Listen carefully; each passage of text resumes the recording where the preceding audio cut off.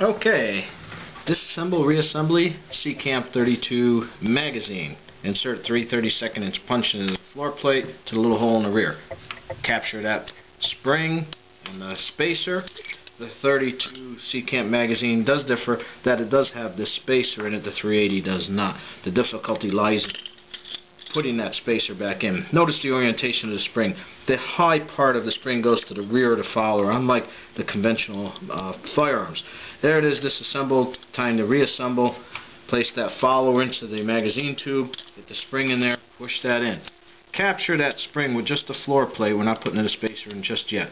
Push the floor plate on most of the way.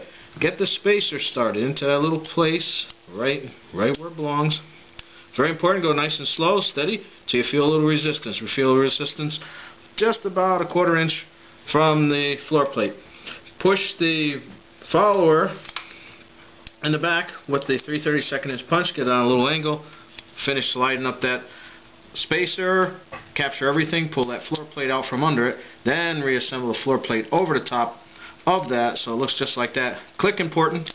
Here it is, clicked in. Check that. Check this for function. There you go. Bam. Done.